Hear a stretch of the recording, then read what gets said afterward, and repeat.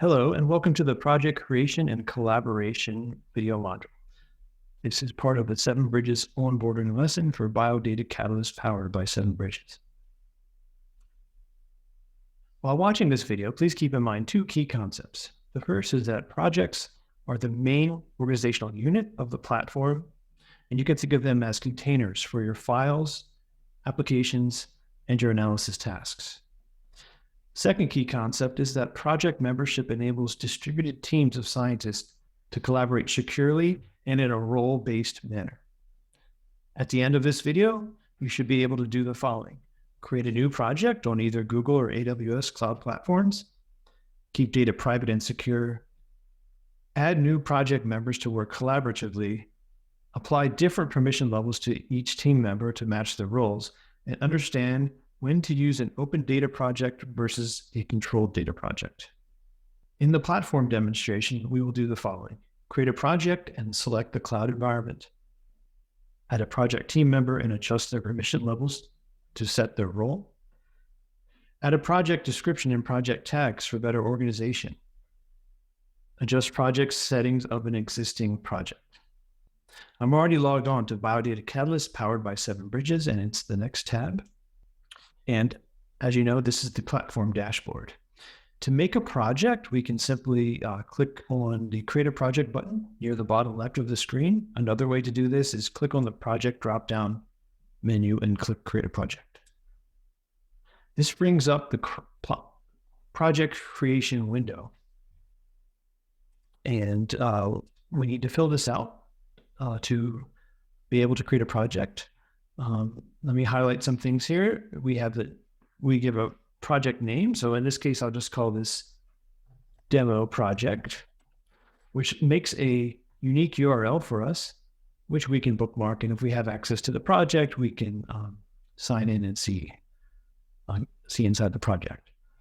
We need to pick a billing group. So you can use your pilot funds or another billing group you're a member of. I'm part of trainings and demos, so I'll use that billing group. We then pick a cloud location. So 7 Bridges operates in a multi-cloud environment, which means we can currently operate on AWS or Google. And you should always choose a location to be able to compute where the data lives. So that means this is one of the settings that you cannot change. So this means that the cloud location, all computation will take place on either AWS or Google, and all derived data will be stored back in an AWS or Google bucket. The next option is whether or not this project should be tagged as a controlled data project. So the difference between an open data and a controlled data project is simply if we are going to be using any of the hosted NHLBI data sets, and we're getting those via the data browser feature, we should make a controlled project. And this will help add some additional guardrails in the background to make sure that we're using that data appropriately. Now, if we're using hosted open data, as opposed to, let's say, the TopMed controlled data, if we're using hosted open data, such as some of the training data sets, we can uncheck this option. And that way we can invite other people that may not have dbGaP, that don't need dbGaP credentials to access that open data. As well as if you're bringing your own data, you're not required to check this box. There's some additional execution settings, which I'll talk about later, but let's go ahead and create the project. And this immediately takes us to the project dashboard. I want to call your attention to along the top, we have starting the dashboard, but then we have a tab for files, apps, tasks, and Data Studio. Data Studio is how you could launch RStudio, Jupyter Lab, or SAS Studio. On the left side, we have a description. On the right side, we have our membership panel.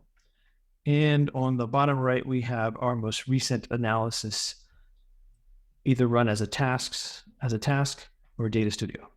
So the description is very handy. It gives you some nice links here and a link to the Knowledge Center. But to start editing your own description of your project, which I highly recommend, you click Add Description. And this will give you a Markdown supported editor here. And we can just go ahead and start typing some notes here. It's a great place to put hyperlinks to other materials and a just short description about what your project, the goals of your project. So we have that. I want to show you tags as well. Tags, let's say we wanted to do some GWAS. I could simply tag this with GWAS. And I could also indicate that this is a demo learning project. And I could apply that. So this will come handy later. If you were searching through all your projects in the All Projects, View All Projects dropdown, this will help you find your project easier. So let's talk about project membership. On the right side, you can invite new members simply by clicking the Invite New Members button. And I'm going to invite my colleague, Tony. And as I invite him, I could fine-tune his permission levels. And if you need a better description about what each of the permission levels are, the write, copy, execute, admin, and read, you can click this question mark, which gives you a nice link to the Knowledge Center and talks about each of the different permission levels. So if I want Tony just to be able to see what I'm doing, but not be able to interact with anything, I would give him read permissions. If I want him to be able to change project settings and invite new members, I would give him admin. So let's go with that. I'll give him admin permissions and invite. You can invite as many project members as you need. So the next thing I want to talk about is project settings. Over on the right side, past interactive browsers, there's a button for settings. Some of the information we set when we created the project can be changed. You can always change the project name. You cannot change the cloud location. So this is set as AWS. But of course, if you need to Google, you could also make a new project. You can change the billing group. You can change it to your pilot funds. You can change it to if a colleague joins and you give them admin ability, they could change it to any of the billing groups they belong to. The execution settings can be changed. So let's go through this really quickly. By default, all outside network access is blocked. So for instance, if you were running a script and you didn't want any new software to be installed or any access to the outside world, you would block network access. But I recommend new users allow network access, especially if they're going to be installing new packages in Data Studio. Spot instances, this is the default. You can change this very easily during your task run, but spot instances can significantly reduce the cost of your task by using the spot market. This is just the default here. Same with memoization. I recommend turning both of these on. They help you save time and some of your funds. Memoization allows you to automatically reuse pre-computed results.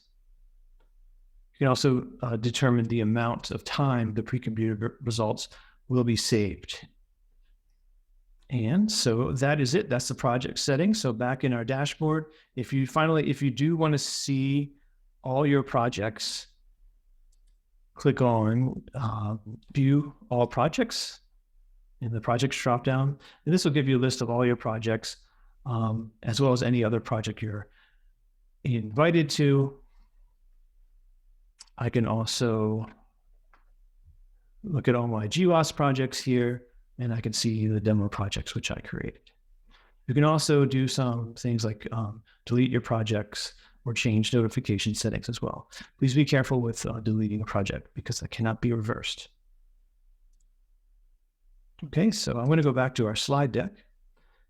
The key takeaways for this module is that the projects are private and secure containers for your files, apps, and analysis tasks. So they're really flexible.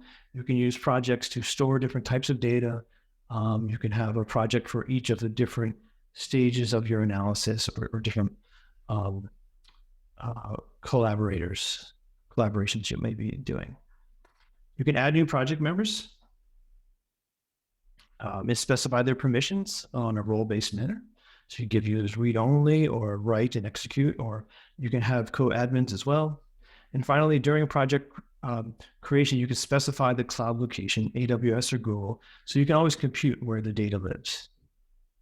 That takes us to the end of this module. The next suggested module is hosted datasets in the ecosystem, where you will learn the depth and breadth of the Biodata Catalyst data that's available to you. Thanks for watching.